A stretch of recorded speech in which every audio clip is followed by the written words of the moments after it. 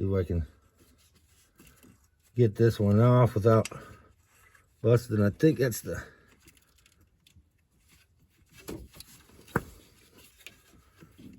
oil sensor.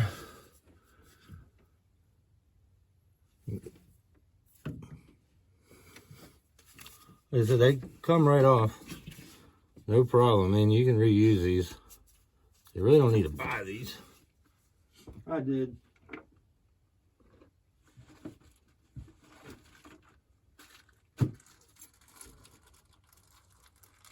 Figured they were on there 127,000 miles.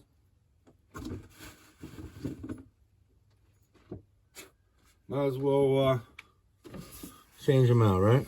And then, you know, at the end, just right on there. And then, good idea, take some air, blow it around that spark plug, so when you take the spark plug out, nothing goes down in the cylinder.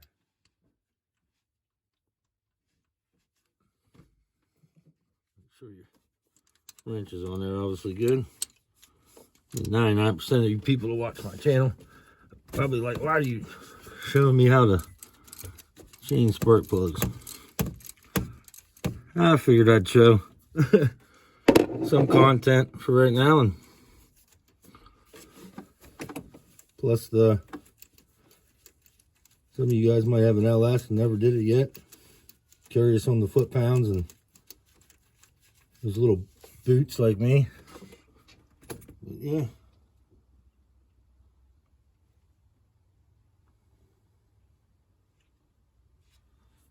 Definitely needed changed. Everything definitely needed changed, that's for sure.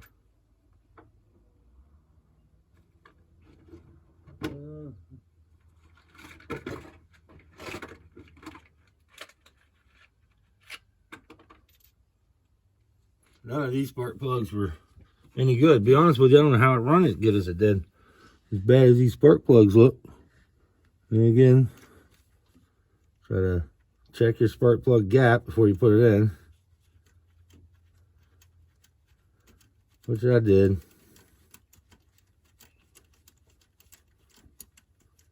Already. Put that as tight as you can before you put your torque wrench on it. Might have to get a little bit more. All right, the torque to these spark plugs are 11 foot-pounds or 132 inch-pounds. Now the other side's more of a pain. That's why I figured I'd show you on this side how to do everything. That other side is not going to be fun.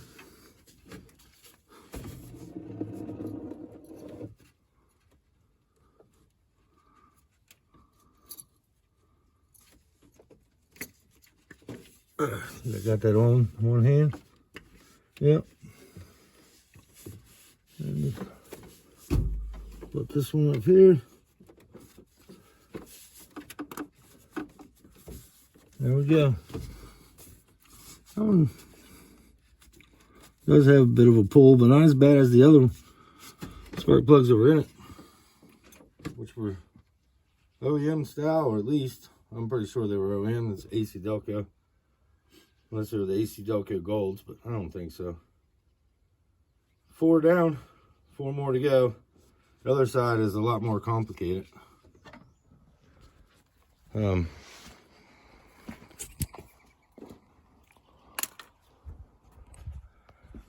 you can see, it's clear out in there. And it's a pain to get to, so gotta use a swivel wrench back there. And yeah, this is the easiest one to get to, the first one up here on this side. Kind of still in a pain back here, but that's the same thing you do over here. I gotta rewrap these wires. I got stuff to do that as well. But figured I'd share that. Probably bored the hell out of everybody, but we're gonna be replacing the filter today as well, along with the spark plugs. You got one right here, torque's 25. Right here. Right here. And then you got one. Can you see where I'm going here? Right there.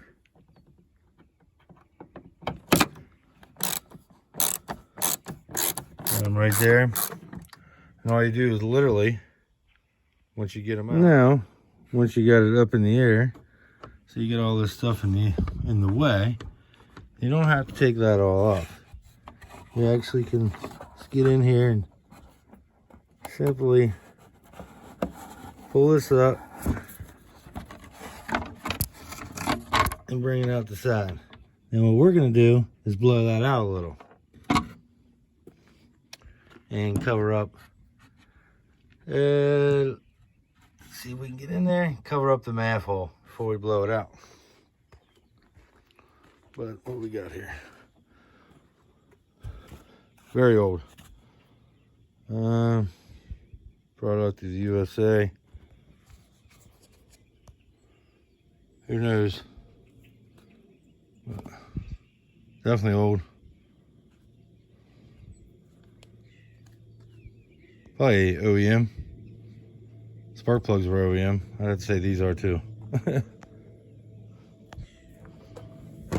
be replacement. Normally I would use OEM, but K&N's always worked really good, so we'll go with K&N. They claim 50% more, some increase in horsepower they claim. Who knows? They've always worked good though, and trap everything. Plus washable, so you save a little bit of money there. Claim over 75,000 miles, so I don't know. I usually, about like every 3 oil changes is when I usually check mine. Not that much money, but we'll go ahead and stick this in here. Part number in case you're interested. Okay, I forgot to show you guys, but we blew this all out and we moved the MAF out, just simply screwdriver right there, and that comes right out. Whoever had it one done before had this stuff sitting over like this, and it's supposed to be, as you can see, these clamps match up. So somebody had it off once before, so I'm thinking that's not the original one. And they had like a kink into this hose right here, so I seen that and I wanted to take it apart and take that off. It was bugging me. So we clean this up as well. That'd be a lot better. It'd be better off to pull that out and clean it. I would definitely do that because it's probably got crap underneath there. Here's the K&N.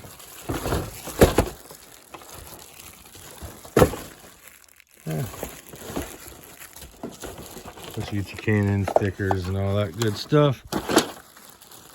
We'll unwrap that and we'll just set that down in there just like the OEM one.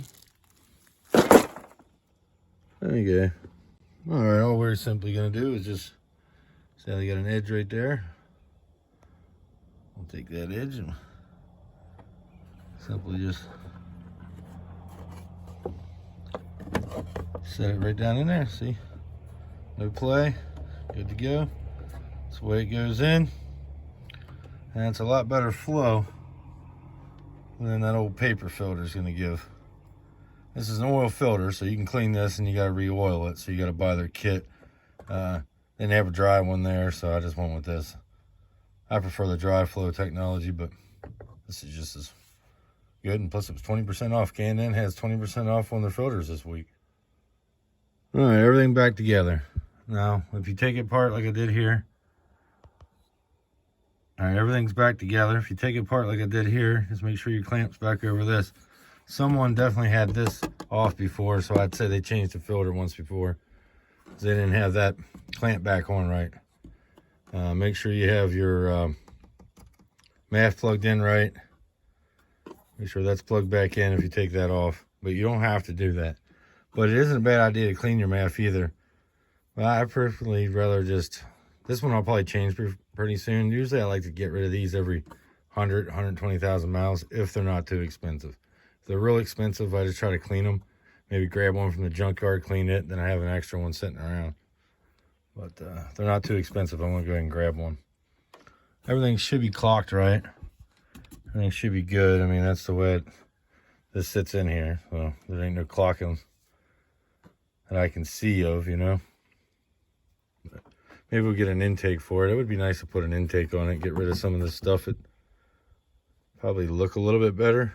I don't know if it'd give it much horsepower or not, but it looked better. Wouldn't mind eventually getting intake and exhaust and getting a tow cam or something like that for towing. But we'll probably do that when we do a rebuild.